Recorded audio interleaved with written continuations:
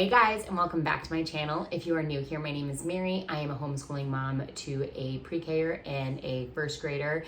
And the reason I'm making this video is because as of the time you guys are seeing this, we should only have one more week left in our school year of our main curriculum. So our last day of this school year will be May 31st, and then I will officially have a kindergartner and a second grader, which is just it's so exciting because it also means that we made it through our first year of homeschooling unscathed. We came out maybe with a few bruises, but we definitely made it through. And not only do we make it through, we had so much fun. We learned so much.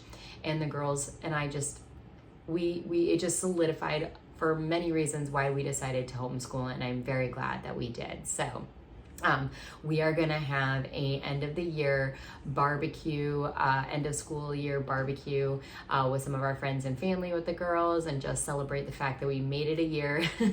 We finishing out this school year and officially starting summer. But I digress. The reason I'm filming this video right now is we're gonna talk a little bit about, mostly it's a fourth quarter update, but it's really like looking at this year in retrospect and, just talking through what we were able to get done, how this last quarter was, what we be continuing to do into the summer, and just, a quick blip about what our summer plans are. I did a full-blown curriculum review for my summer. If you want to, I'll link that up here. But this is more just like our overall plans, other things that we're doing outside of school as well. So I figured I'd give you guys a little update like that right now. So first thing I think probably that needs to be mentioned, since this is a fourth quarter update, is fourth quarter, the antsiness started to kind of seep into our homeschooling. Before that, we hadn't had any burnout. We were all energized, no resistance to wanting to sit down in school. But with warm weather came, oh, look, it's so nice outside. Our neighbors are playing outside. We should go play. And I was like, oh, y'all, we only got a few more weeks. Can we hold it together? And then we'll be in summer time frame, and it'll be a lot more flexible and relaxed. But what I found really helped, because they weren't the only ones. I was feeling it too. Like, I was ready for school to be over too. Because it's not just about the kids, it's about us, the teacher and the parents too. But I found something that works really well for us is actually taking school outside. We have a screen-in porch on our backyard. We have a nice patio with furniture and a table and everything out back there too, outside of the screen-in porch. So what I found worked really well for us was taking it outside. At a certain point, they started to get too hot, and they're like, ugh, let's go inside and finish school at the kitchen table. So we've been kind of nomadic in the way that we've been schooling. We haven't been doing it as much in our school room or study room that we have upstairs. It's either been really more the dining room table, our screen and porch, or the back patio. But it's honestly fine by me. We're getting fresh air, vitamin D, and it kind of seems to get rid of some of their wiggles and their antsiness. And honestly, it works for me too. It makes us all happier. So that's kind of been my solution to that little bit of a problem. But we've only got one more week, so we'll be fine. Next thing I wanted to mention is that we introduced some new curriculum this quarter. Technically for next year, but it went so well that we just kept going with it, and we're going to keep doing it. So we introduced Spanish 1 from Homeschool Languages. If you're not familiar with this program, it's a hands-on program geared towards elementary students, even students that aren't reading yet. This program would be great for. It's a lot of hands-on activities, visuals, auditory, the way that they go about the different activities, and we have thoroughly loved it. We started with a 2-week sample. I've got a whole playlist on this. I'll put it up here for you guys to check it out so I don't make this video super long, but it went so well that we were trying it out for next year that we just kept doing it. So we dropped our old Spanish program that we were doing through a teacher pay teacher program. It was a preschool one, and just kind of started doing this one. Even though we meant to do it next year, we'll probably finish this up and start level 2 halfway through next year, most likely. A few other new additions to our curriculum were because one, my oldest, she was doing All About Spelling level 1. Well, she graduated, finished that one, and we moved into All About Spelling level 2. There's a marked difference in difficulty level, and she's really liking this. She's liking the new challenge that it brings, and she's doing really well with her spelling with this program. So definitely going to continue using All About Spelling unless it doesn't, work for us at any point, but we'll keep going with this because it seems to be working right now. Another new curriculum program that we introduced was because there was a program that was not working for us. My oldest was using Evan Moore's Grammar and Punctuation Grade 1 for grammar, and she just looked at me one day and she's like, I know we're not doing this again next year, but do I have to keep doing it right now? And in my head, I was like, oh, I hate that I spent money on it. We're not going to complete it, but is it serving you? Is it really helping you? And I could tell in that moment it really wasn't, but I already had its replacement ready to go. Again, was supposed to start it next year in 2nd grade, but I figured, you know what, because I said, do you want to hold off and just not do grammar for the rest of the year, or do you want to start your new program that you're supposed to do next year? And she said she wanted to start the new program. So we started doing first language lessons. She loves it. She is having the best time doing this. There's part of it is obviously grammar, but there's a poetry memorization portion to this curriculum. And the first poem is called The Caterpillar, and she memorized it within 2 sittings. And she just walked around the house reciting the poem to anybody, her stuffed animals, her sister, her dad. So she's really enjoying this one. We're learning about common nouns right now and proper nouns, and she's really liking the way that this program works. So I'm very glad that we didn't wait to introduce it because she is having fun with it. Something that we're introducing this, it's just these last 2 weeks that we're introducing this to my youngest, but it seems to be going well so far, is the Explode the Code, but Get Ready for the Code, Book A, with my youngest. We are using Ordinary Parents Guide to Teaching Reading as her phonics curriculum, and she is loving it. However, there is not a written component to it or a workbook component to it. It's all auditory, visual, and speaking, so which is fine, but my kiddo loves a workbook. So I've heard such great things about Explode the Code from so many different people, and I know my youngest is really kind of jonesing for a workbook for her phonics, so I thought we'd give this a try. She's only done a few pages, but so far she likes it. So we'll be continuing this into the summer and into next year as long as she continues to enjoy it. I got all 3 of the first books. I got A, B, and C, so the pre-reader books, if that makes sense, workbooks. So that was a new addition for my youngest in this 4th quarter. So something also to mention about my youngest is that after we introduced the Ordinary Parents Guide to Teaching Reading this year, she just started to take off with her understanding of letters, their sounds, to the point that this quarter she started to blend letters and can now even read CVC words. So consonant, vowel, consonant, like cat, dog, pat, Ted, like words like that, that follow the standard phonetical rules, because she hasn't learned any, exceptions to the rules yet. But she is doing so well with that. You can see the confidence in her. I mean, she'll sit there and she'll be like, this is hard, but I can do it. And I'm like, you go for it, girl. So she'll, she does the short sound, like when she's doing, so she'll sit there and look at a word like Ted, and she'll go t-e-d, and then she'll all of a sudden go Ted, and I'm like, yes. So she's not super smooth at it yet or anything, but she is slowly but surely able to work her way through a very simplistic sentence, as long as there's nothing greater than a CVC word in there. So that was kind of something new that was exciting this quarter that she started to do just recently too. So this summer I'm gonna try and, keep going through with the phonics and make sure that she doesn't lose any of that, because that was a huge achievement for her, and you could see it on her face, the excitement, the confidence when she read her first sentence. That was super awesome. So taking a look at our curriculum overall this year, what we're going to be finishing out, what we're probably going to need to continue forward with, or we're just going to drop all together. I just wanted to highlight some of those things real quickly. So we, for our geography, did Torchlight Level K, in just their geography component, because that's a whole curriculum minus math and phonics.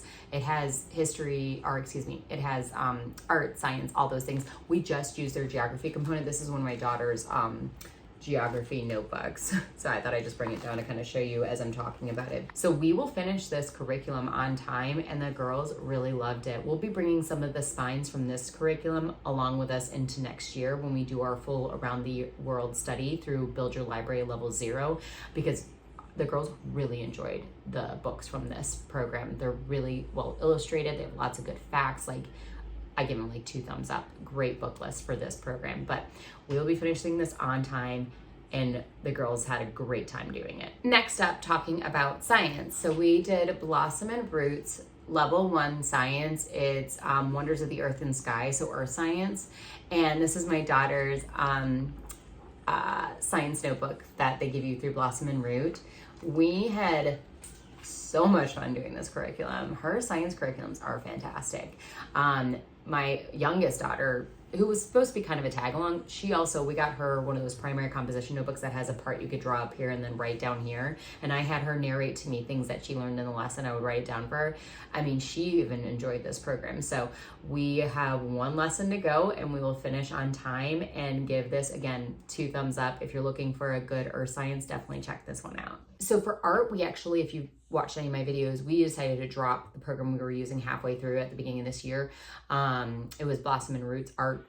And it's not that we didn't like it. We actually loved the first 16 weeks of it. After that time period, it starts to get a little bit more complicated using different textiles and different modes to create art. And my girls are still pretty young, and they just like to draw, and they like to paint and markers, and that's pretty much they're what's called paper craft type people right now. So that got a little overwhelming for them. So we actually dropped that and decided to just do a YouTube how to draw series for our kids, and they have been loving that. So it's obviously not our curriculum, so we're not going to finish it nor not finish it, but I have a feeling that they will still continue to want to do that throughout the summer. So we'll obviously continue that if they do at any given time in the future. So as for maths, you guys know that's been a journey, but we finally found the program that we really love for both my girls, and it's Math with Confidence. So my youngest, even though she's in pre-K, she's going to be, when we finish this school year, she'll be halfway done with kindergarten. She really likes math, so we will continue doing a few lessons a week in the summer with this. My oldest, she was the one that we had to go through different curriculums and figure out what math curriculum worked best for her. We found this worked the best for her, and we all love it. She will be pretty close to finishing, but not quite finishing. Again, we will also continue this into our summer school. Just a few lessons. We're not going to do 4 or 5 lessons a week, but maybe 2 to 3. And we'll be able to probably finish this through the summer before she goes into 2nd grade. And I say that because we're year-round schoolers. We'll probably start that middle end of July. We'll kind of officially start our school year. But even if she's not done with it by then, it doesn't matter. What I care about is that she is actually getting the concepts in here. She is getting her math facts, and that is what is most important. But thoroughly have enjoyed this program, haven't lost steam on our love for it, so we still love it as much as the first day that we opened it. But we will continue this into the summer to keep allowing her to make progress. But also just so they don't backslide, because math is one of those that I fear if you take too much time away from it, like you take 6-8 weeks off of it, you're then catching up those first couple of weeks trying to get them back in the groove of understanding those math concepts they learned previously. So looking towards the summer, I know I mentioned we'll be bringing math along with us into the summer. We'll also be doing 1 lesson of Spanish a week, because again, I don't want them to lose what they've learned already, but also they really like it. It's fun for them. They enjoy it because it's super hands-on. So we'll do 1, so probably 3 lessons of math a week, 1 lesson of Spanish a week, and do some review throughout the week here and there randomly, but not formal lessons. My youngest will continue with her Ordinary Parents Guide to Teaching Reading. She'll continue with that along with her Explode the Code. We'll probably do 3 lessons a week to keep it light. And then my oldest will be doing, finishing up her daily 6 trait writing program from Evan Moore. We're not going to continue this into next year. It's actually, I really like this program. The reason we're not continuing it is because I want to do Writing with Ease more, and I think doing both of them would just be too much. So we'll be able to finish this through the summer because my youngest does like it too. So we'll go ahead and get that done this summer. And then she'll also be doing her, she will also be doing her grammar lessons. Again, we're only going to do 3 a week. This is going to be super light. I planned it out so that we're not doing more than an hour a day, if that. And then of course we'll be doing our language arts. So we'll have a summer reading list. Right now we're finishing up Zoe and Sassafras series.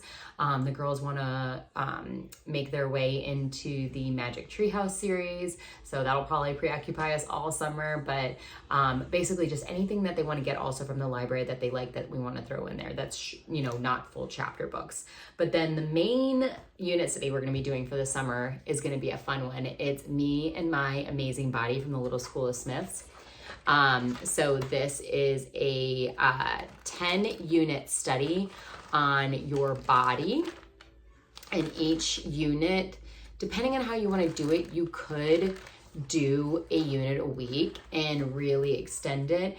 But I think what we'll do is, since there's 10 units, we'll probably do 2 a week and then get it done within 5 weeks. And then that means we have about 2 to 3 days a week to do a unit study. If we want to expand upon it, we can. If we want to keep it high level, we can. But there's lots of hands-on crafts in here. There's some treats that we're going to make. But just to give you an idea of what we're going to be learning about, we're going to be learning about, their body, their skin and senses, skeleton, muscles, brain, blood and veins, heart, lungs, stomach and intestines, and then their germs. So learning about germs and what they're all about. But they keep coming and looking at this. They are super pumped. We got all the books that go along for the big spines. There's 3 of them that go along with this. So we will be starting that then following week after we finish up this school year. Because again, with year-round schooling, we like that we can continue, but we can take big chunks of time off here and there whenever we want, because we're year-round schooling. We don't have to worry about that. Something else my oldest asked me was, because we are going to take a few weeks break between summer school and next year starting, we're going to probably take 2 or 3 weeks off. My oldest said, would it be okay, even during those weeks, even if we don't do math or anything else, she said, could we start the American Girl history curriculum we're starting next year for learning about U.S. history? And I actually thought that was probably a brilliant idea, because that's pretty heavy from a literature perspective and time perspective. So I thought that would actually be a good idea to get that started a little early, and then we can add other pieces in when we officially start next school year and they're in kindergarten and 2nd grade, and we can add things in slowly and have a slow start to our year, rather than, hey, going from doing nothing this summer to, hey, Monday we're going to do all 5 subjects and blah blah blah, and it'd be really overwhelming. So I thought actually that was really smart. But she's also just really excited to start American Girl, so I think we might be doing that. I haven't 100% confirmed that, but I think that is the plan. Beyond curriculum, this summer, the girls are going to continue with their Ninja Warrior lessons. They do that once a week. My oldest has golf lessons once a week right now, but that's only for a few weeks. And then the plan is that we just go play golf as a family, just to really solidify those lessons that she's learning. And then we'll also probably be at the pool a ton this week. We belong to a country club that has a pool available to us, and then our neighborhood also has a really awesome community pool. So lots of pool time, lots of swimming, lots of swim lessons and things like that. So it's gonna be a really fun summer, I think. But I get all the feels when I talk about the fact that we have 1 more week of school left. I can't wrap my head around that, because that means I get a little emotional about it, because it's one thing when your kid is continuing to grow in school when they're at a school, and it's emotional. You're like, oh my gosh, my kid's gonna be in 5th grade now. But when you also are along for the ride, one-on-one with your kiddos, teaching them everything, there's a whole other, it really hits you like you made it, right? You not only survived, but you thrived this past year, teaching your kids all these amazing things. But not just that, but teaching them how to learn, how to love learning. Those kind of concepts are the biggest. So for me, this is kind of emotional to make this right now. I'm trying not to get cryy emotional, but it's just such a feeling of accomplishment to have made it through our first year of homeschool. I am just the happiest person in the world, and I'm so glad we chose to go down this path and this route with our family, and I wouldn't have it any other way. So I'll be around for a while continuing to make these videos for homeschooling, because we are loving it and we are going to continue to do so. So with that, if you have any questions about our last quarter this year, the curriculum we're using, what we're doing this summer, what we're doing next year. Leave them down in the comments. Or if you just want to say hi, you can put a little waving emoji. We love those. If you're new, hit that subscribe button, and I'll see you guys in my next video. Bye, guys.